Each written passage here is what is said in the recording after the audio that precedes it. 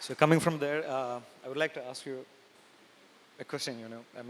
Your film Iraq was released in 2009, and along with being a depiction, was it also a warning? As a maker, how do you feel about the film now sitting here in the current context in 2020? It's sometimes sad when something that you've made actually becomes more relevant. It seems like a contradiction, but I wish Firak was not so relevant today. When I was telling some friends that I'm coming here and Firak is being screened here, they said that you should re-release it today because so many people have not seen it and it's about the Godhra carnage. Well, we call it the Godhra carnage. I don't know why I said that word because I never use that. It's actually the Gujarat carnage that happened. I personally don't like to see violence on screen, and that's why I chose to tell the story a month after the carnage. To see, because when an obvious violence happens, of course there are figures. You'll say, okay, more than 2,000 people were killed. So many people were displaced, their houses were burned.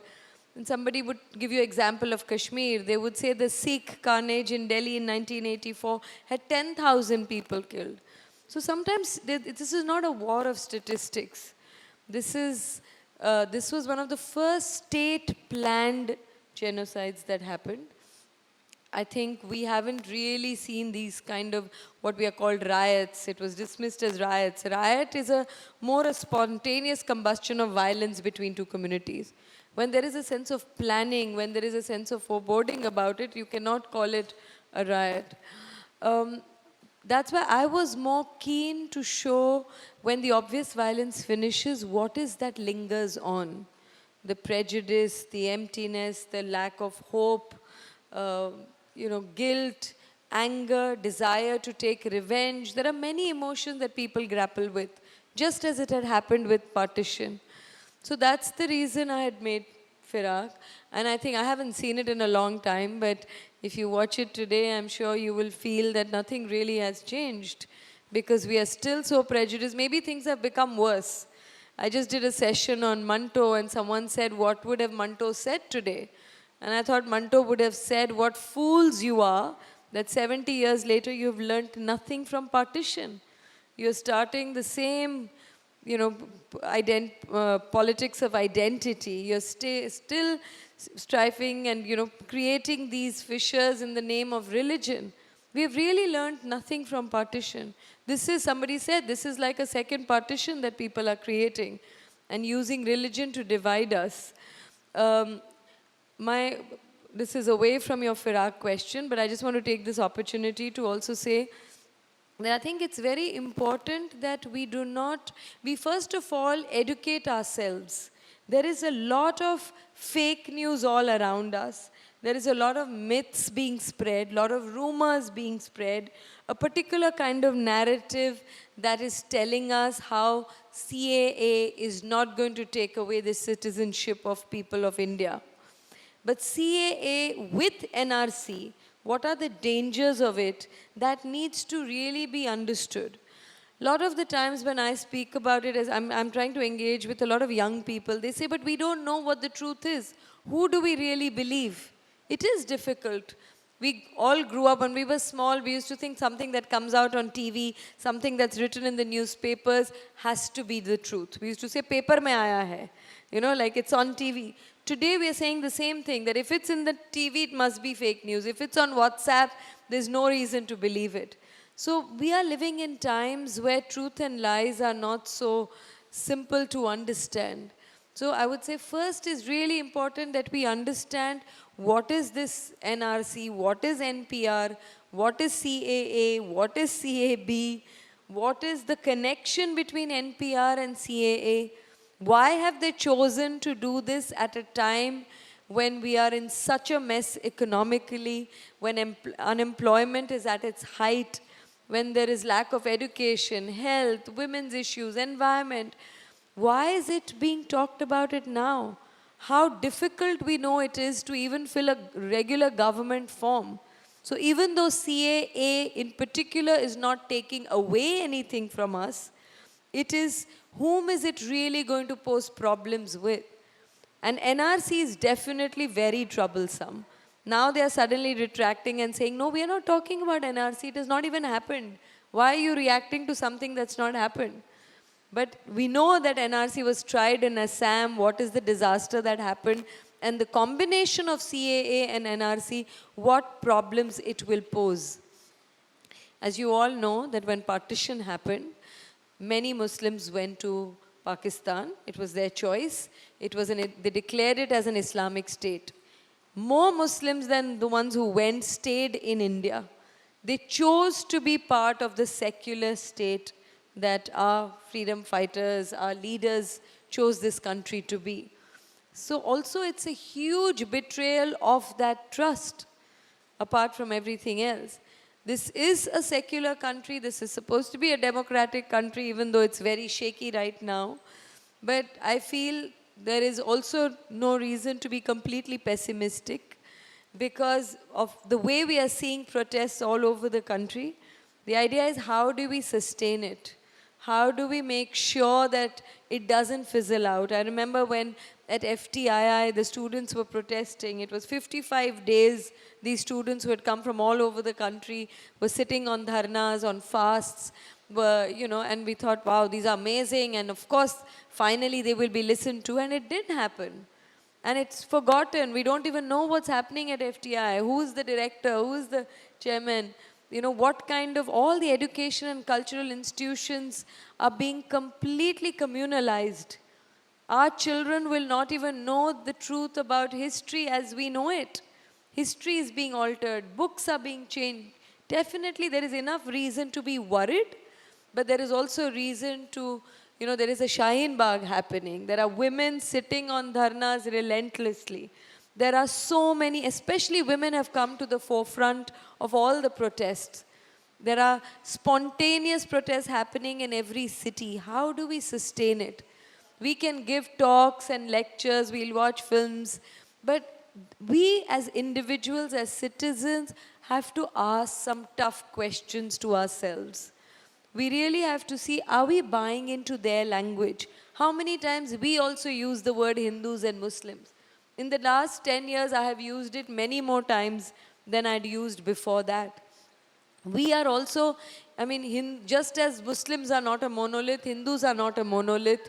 We are not all the same just because there are orthodoxies in every religion who are wanting to distract us, who are wanting to suppress us, especially our women, our rights.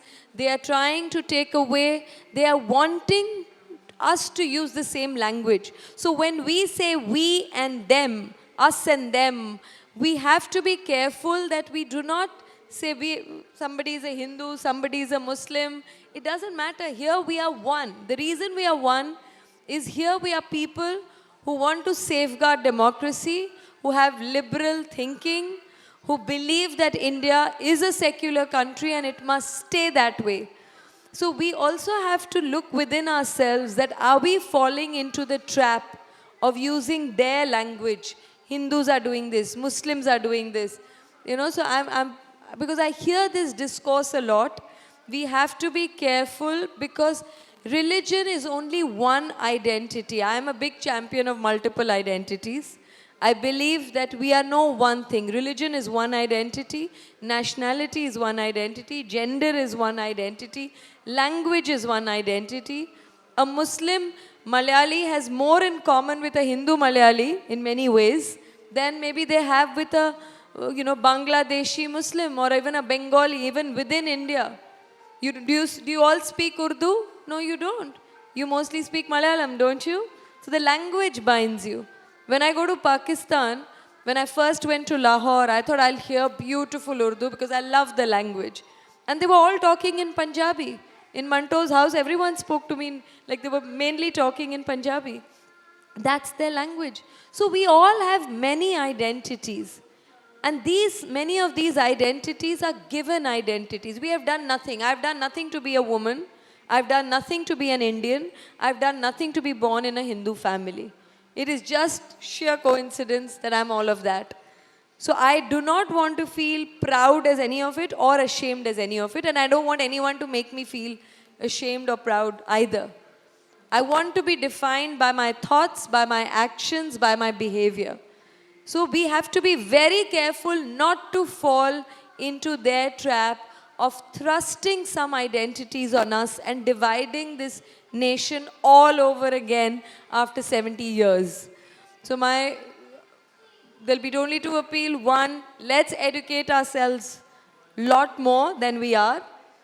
Two, let's create collectives like you all are meeting. This is wonderful. How do you sustain? Because all of us are vulnerable. If anything happens to any of us, all of us should be there to protect each other. So we have to create collectives. And three is, let's not fall into their language on the basis of religion. This is we. And those who have orthodox, conservative, bigoted, regressive ideas, they are them. So we'll make sure that they don't at least divide us. You may have heard this earlier also. So this is about 15 years old film. So I also seen it around that time when it was released.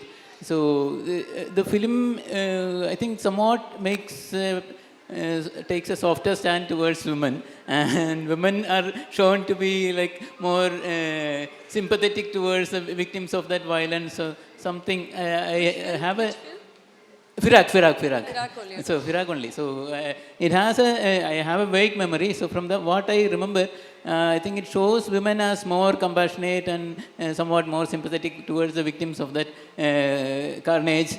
But we know that women were also involved in that carnage to a quite big extent, right? So like Maria Kodnani and all, we know the names of some people who were involved in that. So do you have any comment on that? So I'm not going to blame you on that. No, but I think your memory is foggy right now. I remember it a little more. So no, I don't think there is anything like women have been shown more sympathetic. Actually, there is not even about Hindu and Muslim, if you think, because I was accused of being pro-Muslim during that time. They said this is an anti-Hindu film, you are pro-Muslim, etc. When I was doing the film, because I'm not a trained filmmaker, I've never studied cinema, I've not assisted anybody, especially at that time. I don't even watch that many films. So for me, I was not trying to represent Hindus and Muslims. I was trying to represent different emotions that people grapple with after the violence is over. Because I went to Gujarat many times. I was also having many conversations around this subject, not only in Gujarat, in various other parts of the country, and even outside. I did a series of talks called Identity and the Notion of the Other. Because we sometimes create the other to feel good about ourselves, right? And sometimes we define ourselves because of the other. So it was around that, and I realized those discussions after my talk, the Q&A was becoming almost violent. The conversations were becoming so polarized. So if you see in Firak, there are 5 stories. You will not be able to say that it's good or bad. It's not so simplistic. There's a story of 2 friends, where there is a Hindu and a Muslim. Again, if you see, it's a story of fear and betrayal. The only thread throughout Firak is really about fear. That when you are a vulnerable community, to live in fear, what is it to live in fear? And we are back there. It happened during partition. It happens during any violence. When you hear an attack in Hyderabad or you hear an attack in Jamia, what happens in a minority community? You feel, oh my God, now I'm vulnerable. People call up their sons and daughters to come back home. To live in constant threat of something might happen is sometimes scarier than when things happen. So for me, the central theme was really about identity and about fear. So I don't think women have been shown better, men have been shown bad, Hindus have been shown good or bad. There's one story about 2 old men, which is being played by Nasiruddin Shah and Raghubir Yadav. So the man who's working is he's telling him, look outside what is happening. This country is no more that country. And the old man who's a singer, he still wants to believe there is humanity. You'll see the film, so I'm hoping all of you will see, so I don't want to explain it. But I hope it's not so simplistic, or it's not taking sides, even on the basis of gender. Though I do think women are more compassionate and there is more empathy in women. I do believe that. All wars have been, waged by men. Most violence, yes, there are Maya Kodnanis, and women are also part of patriarchy. We are also conditioned by patriarchy as men are. But largely, if you see, most of the violence are unfortunately created by men. That's why we want more women's participation, whether in the parliament, whether in decision-making bodies. In every profession we do want. This is not a fight against man versus woman. This is something that we have to come together to fight it. So you talked about, I could learn that you have a dislike for people who talk about identities. For example, you said you have a dislike for politics of identities, right? Sorry, dislike for? Politics of identities. Politics of identity. You said that we shouldn't be mentioning Hindu, Muslim and all those things, right? So I have a different question. So we have oppressed communities, oppressed identities. I think this is a question that many will have. So we have oppressed communities, oppressed identities, everywhere in India. So how do we, and you said we are one, and this is a single identity, we are human beings of that sort. But my doubt is, how can we be one? This is so momentary. After this event... No, you probably misunderstood. I didn't mean that the community that is vulnerable right now is only the Muslim community. We are not saying that we are not calling that out. Of course, when I did Firak, a lot of people said, why can't you show that both sides suffered? I said, I'm not going to balance something that is already so skewed. You get what I mean? So what I was trying to say that let us ourselves not divide ourselves on the basis of religion.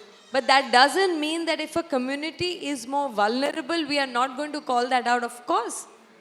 That if Muslims are the ones who are more vulnerable today with these horrible NRC and CA and all of that coming together, of course it's the Muslims. If women are more vulnerable in terms of the gender politics, then we have to say, we can't say it's kind of equal. Of course not. But when we are working to eradicate it, we can't just say that only the women have to fight the battles for women. Then we have to say all gender sensitive, all right-minded people, all people who are not sexist and misogynistic have to come together, men and women. I hope that is clear, that I'm not trying to say that we should not say who is more vulnerable and who is not. It's very clear who is more vulnerable. It clearly states that if you're a Hindu, if you're a Sikh, if you're a Buddhist, even if you're a Parsi or whatever, you will not have to prove your identity in the same way as if you're a Muslim. There are no two ways about it. I was just saying, in the struggle to fight it, we should not use their narrative. We should come together beyond our identities. Today I'm here not as a Hindu. I'm here not even as a woman. I'm here as one of us who's troubled by these citizenship laws that is going to divide us. So that is my identity today, not any of the others. That's all. My name is Sumit and I'm from Odisha. Okay. And I have a question for you. So when you speak about gender politics, or when you speak about representation of women in parliament or being in the movie industry, there have been a lot of questions from a lot of Dalit feminists who have spoken about where are the Dalit women amidst all of this. You are absolutely right. Where are the Dalit women in the movie industry, in the media, or in the journalism sector? That question they have been asking again and again. And as a woman, and someone who comes from privileged section, like be it you or let's say Radhika Apte, when you do a campaign, no matter how good intentions it might be, there's a certain acceptance. Even among the people who would, usually don't accept dark skin, as a acceptable identity in the society, but they accept it. But in the same way, if we put up, let's say, Soni Sori, or let's say any other dark women who come from the Dalit background, let's say some random, women activists from there. There's not that acceptance. How do you deal with that? You're absolutely right. Caste is the other identity that we pretend almost doesn't exist. In fact, our discourse on caste is so minimal. From what I understood what Parvati said about privileges, there is a natural exclusion that happens.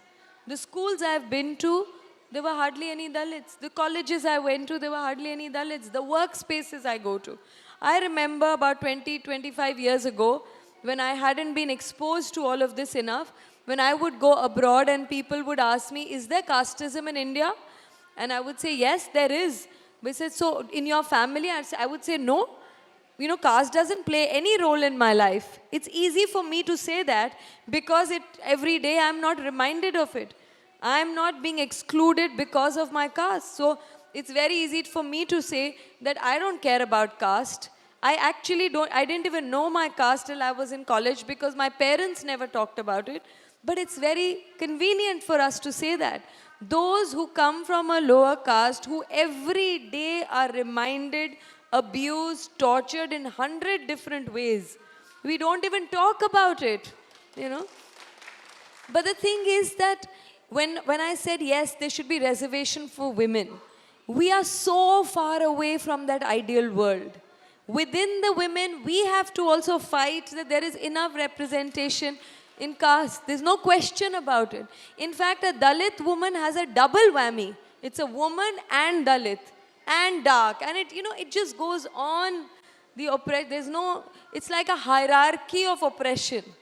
So if I say I'm a dark woman, the person who is even more oppressed with that, they'll say, yeah, you're dark, but you're still privileged in this, right? Somebody who's lighter skinned I would say, well, you are similar background and privilege, but you don't know what it is to be dark in this country.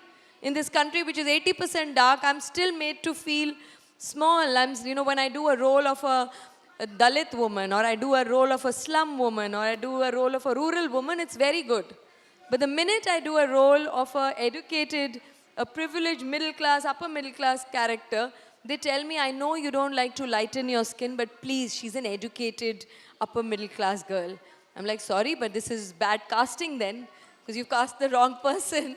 There are enough people who look like me who are also who are educated. So there is no question that the politics in this country, the Dalit politics, is in a terrible state. And that's why it's very good you brought this, because today we are talking about religion as a divisive force which is being used.